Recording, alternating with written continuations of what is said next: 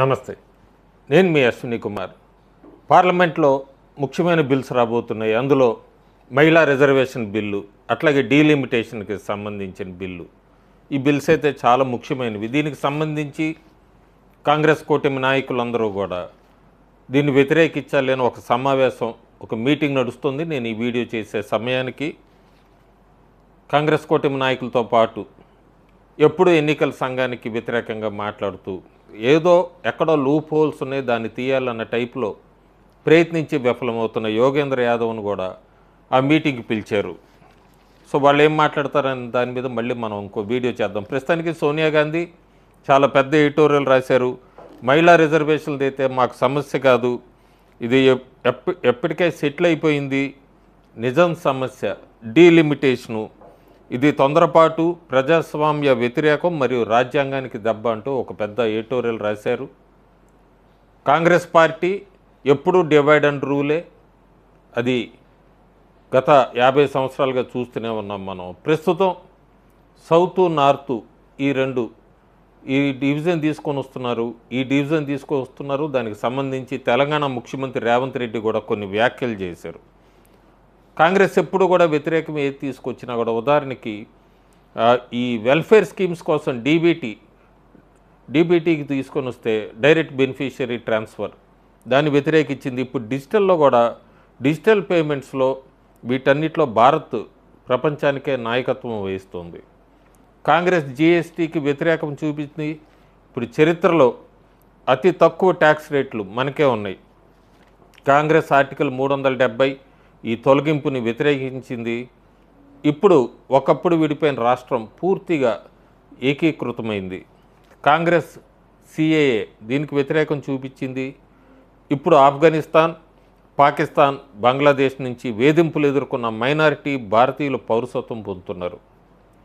ఇప్పుడు కాంగ్రెస్ కొత్తగా ఈ డీలిమిటేషన్కి యాంటీ అని చెప్తోంది. ప్యాటర్న్ మొత్తం స్పష్టం, ఫలితం రాబోయేది కూడా స్పష్టమే కనబడుతోంది మనకి ఈ అనుభవాల ద్వారా. కాంగ్రెస్ వ్యవస్థ అయితే పూర్తిగా దక్షిణ భారతదేశాన్ని ఉత్తర భారతదేశం కంటే కూడా చాలా గొప్పది, ఉన్నతమైనదిగా చూపించి విభజన సృష్టించడానికి చాలా ప్రమాదకరంగా ప్రయత్నం చేస్తుంది. 2014 నుంచి ఇలా చాలా చేస్తూనే ఉన్నారు. విజయం దక్కలేదు. అయినా కూడా ఆ డివిజివ్ పాలిటిక్స్ వదలట్లేదు. ప్రతి అవకాశంలోనూ దక్షిణ భారతదేశం ఆర్థిక వ్యవస్థకు ప్రపంచంలోనే అత్యధికంగా సహకరిస్తోందని, కాబట్టి మిగతా రాష్ట్రాలు వాళ్ళ ముందు తలవంచాలనే వ్యర్థ వాదన చేస్తూనే ఉన్నారు.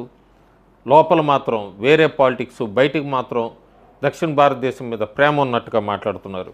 రేవంత్ రెడ్డి, కేటీఆర్, స్టాలిన్, డీకే శివకుమార్ వీళ్ళంతా కూడా ఇలాగే మాట్లాడుతున్నారు. ఒక సమయంలో పవన్ కళ్యాణ్, చంద్రబాబు నాయుడు వీళ్ళు కూడా ఇలా అన్నారు.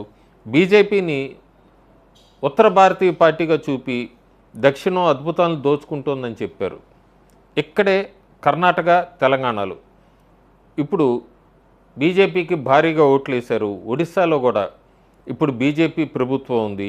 ఏపీలో ఎన్డీఏ ప్రభుత్వం ఉంది.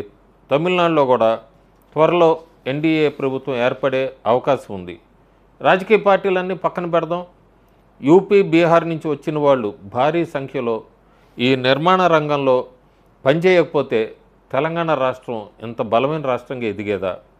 హోటల్స్, హాస్పిటాలిటీ రంగం ఎంత పెరిగేదా?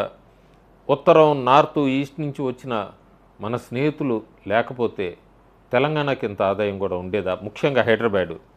మిగతా రాష్ట్రాల ప్రజల సహాయం లేకుండా ఈ రాష్ట్రాలు ఆర్థికంగా ఇంత బలమైనవా? ఇదే లాజిక్ని ఈ నాయకులు తమ రాష్ట్రాల్లో వర్తింపజేస్తారా? తమ రాజధాని ప్రాంతాలు ఇతర ప్రాంతాల కంటే ఉన్నతమైనవని అంటారా? ఒక గేటెడ్ కాలనీ వాళ్ళు మేము చెల్లించిన ట్యాక్స్ అంతా కూడా మా కాలనీకి మాత్రమే అంటే అనుమతిస్తారా? ఈ వ్యర్థవాదన ఎక్కడ ఆగుతుంది? ఇదే ప్రజల నుంచి పాఠం నేర్చుకున్నా కూడా కాంగ్రెస్ పార్టీ ఇంకా ప్రమాదకర ఆటను కొనసాగించటం, ఇదంతా కూడా మనకి నిరాశ కలిగిస్తుంది. 1971లో జనాభా లెక్కల ఆధారంగానే 1974 నుంచి 2014 వరకు, అంటే 6వ ఫైనాన్స్ కమిషన్ నుంచి 14వ ఫైనాన్స్ కమిషన్ వరకు ఆ 71 జనాభా లెక్కల ప్రకారమే నిర్ణయాలు తీసుకున్నారు. 76లో 1971 జనాభా లెక్కల ఆధారంగానే లోక్సభ 543 సీట్లను నిర్ణయించారు 76లో. 81, 91, 2001, 2011 జనాభా లెక్కలను కాంగ్రెస్ పార్టీ ఏ ముఖ్యమైన పనికి వాడుకోలేదు. కేవలం భారతదేశ జనాభా సంఖ్య చెప్పడానికి మాత్రమే వాడింది. 2011లో కూడా రాష్ట్రాలకు డబ్బులు పంపిణీ చేసేటప్పుడు 1971 జనాభా డేటా ఆధారంగానే నిర్ణయం తీసుకున్నారు. కొత్త డేటా ఉన్నా కూడా వాడలేదు. ఇది ఎంతవరకు అయోగ్యం ఆలోచించాలి. మోడీ ప్రభుత్వం 14వ ఫైనాన్స్ కమిషన్లో కనీసం 2011 జనాభా డేటాకి కొంత ప్రాధాన్యత ఇచ్చింది. 15వ 16వ ఫైనాన్స్ కమిషన్లు పూర్తిగా 2011 ఆ డేటా ఆధారంగానే పనిచేసాయి. 50 ఏళ్ళు గడిచింది. ఇప్పటికీ లోక్సభలో 543 సీట్లు 1971 జనాభా ఆధారంగానే ఉంచారు. ఇందులో ఏమైనా తర్కం ఉందా? వాజ్పేయి 2001లో జనాభా ఆధారంగా సీట్లు పెంచాలని సిద్ధమయ్యారు కూడా. కానీ కూటమి ప్రభుత్వం కాబట్టి అది అప్పుడు వాయిదా వేశారు. ఇప్పుడు 2026 వచ్చేసింది. కానీ కాంగ్రెస్ ఇప్పుడు డీలిమిటేషన్ కూడా కావాలని లేదు. 140 కోట్ల జనాభాని ఇప్పటికీ ఆ 70 ఏళ్ల జనాభాకి సరిపోయే 543 ఎంపీలతోనే ప్రాతినిధ్యం వహించాలని చూస్తున్నారు. కాంగ్రెస్ పార్టీ ఈ పాత స్థితిని కాపాడుకోవాలనే మనస్తత్వం నిజంగా భారతదేశానికి శాపం. తెలంగాణ ముఖ్యమంత్రి రేవంత్ రెడ్డి హైదరాబాద్లో ప్రెస్ మీట్ పెట్టి మాట్లాడారు. ఆయన వర్షన్ ఆయన చెప్పారు. ఢిల్లీకి వెళ్ళారు, కాంగ్రెస్ నాయకులను కలిశారు. ఆయన జిఎస్టీపీ బేసిస్ ఉండాలి, డీలిమిటేషన్ కానీ రేవంత్ రెడ్డి మాట్లాడుతున్నారు. సేమ్ లాజిక్ ఆయన తెలంగాణలో కూడా ఉపయోగిస్తారా? అప్పుడు హైదరాబాద్కి ఎన్ని సీట్లు ఇస్తారు? ఇవన్నీ కూడా ఆయన చెప్పాల్సిన అవసరం ఎంతైనా ఉంది. రేవంత్ రెడ్డి యొక్క లాజిక్ ప్రకారం చూస్తే పశ్చిమ బెంగాల్ అథవా ఉత్తర తూర్పు రాష్ట్రాలు లోక్సభలో ప్రస్తుత సీట్లు కూడా కోల్పోతాయి. ఆయన ఫార్ములా ప్రకారం చూస్తే సాధారణ గణితం చేస్తే మనం మ్యాథమెటికల్గా తెలంగాణకి సుమారు 30 సీట్లు వస్తాయి. సాధారణంగా 50% ప్రపోర్షనల్ పెంపిస్తే తెలంగాణకి 26 సీట్లు వస్తాయి. కేవలం ఆయన చెప్తున్న దాని ప్రకారం 4 సీట్ల దగ్గరే తేడా వస్తుంది. రేవంత్ రెడ్డి చెప్పిన ఫార్ములా 50-50 జీడిపి పాపులేషన్ గెయిన్ దీని మీద చూసుకున్నా కూడా సీట్లు 816 అవుతున్నాయి. 408 పాపులేషన్ షేర్ మీద, జీడిపి షేర్ మీద చూస్తే 408. పెద్ద తేడా ఏం కనబట్టలేదు. కేంద్ర ప్రభుత్వం తీసుకున్న నిర్ణయానికి రేవంత్ రెడ్డి చెప్తున్న లాజిక్కి.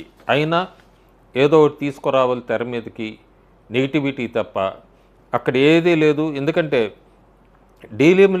డీలిమిటేషన్ డిబేట్లు చూసుకుంటే మనం తెలంగాణకి 25 పార్లమెంట్ స్థానాలు వస్తున్నాయి, ఆంధ్రాకి 37 వస్తున్నాయి.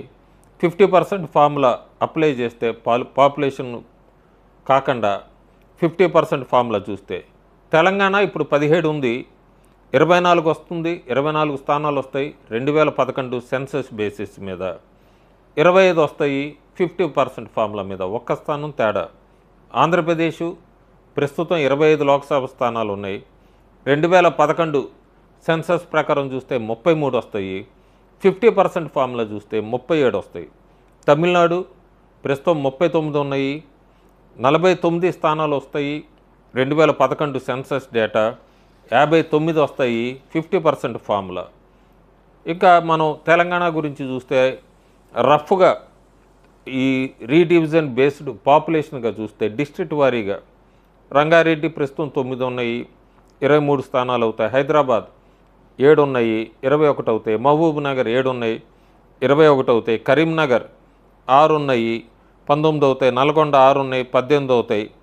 వరంగల్ 6 ఉన్నాయి, 18 అవుతాయి. ఆదిలాబాద్ 5 ఉన్నాయి, 15 అవుతాయి. నిజామాబాద్ 4 ఉన్నాయి, 13 అవుతాయి. ఖమ్మం 5 ఉన్నాయి, 15 అవుతాయి. మెదక్ 5 ఉన్నాయి, 15 అవుతాయి. సో టోటల్ 173 సీట్లు అవుతాయి. మళ్ళీ అందులో కూడా 33% మహిళలకు ఇవ్వాలి. మోడీ ప్రభుత్వం తీసుకొచ్చిన 50% హైకి లోక్సభ స్థానాలు 543 నుంచి 815, మళ్ళీ 33% ఉమెన్ రిజర్వేషన్ వయా డీలిమిటేషను. ఇవన్నీ చూస్తే మనకి తమిళనాడు, కేరళ, కర్ణాటక ఇవన్నీ కూడా 28% పైన టోటల్ సీట్స్ పెరుగుతున్నాయి. ఎక్కడా లాస్ లేదు, ఓన్లీ గెయిన్ తప్ప. వీళ్ళంతా తీసుకొస్తున్నదంతా కూడా ఏదో ఒక రాజకీయం తీసుకురావాలి, దక్షిణ భారతదేశం, ఉత్తర భారతదేశం లేదా ప్రభుత్వం ఏదో చేసేస్తుంది.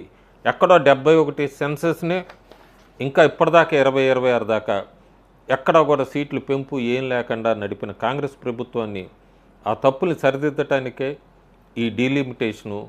వీళ్ళు బీజేపీకి అనుకూలం అంటున్నారు. ఉత్తరప్రదేశ్లో 2024లో సమాజ్వాదీ పార్టీ బ్రహ్మాండంగా పర్ఫామ్ చేసింది.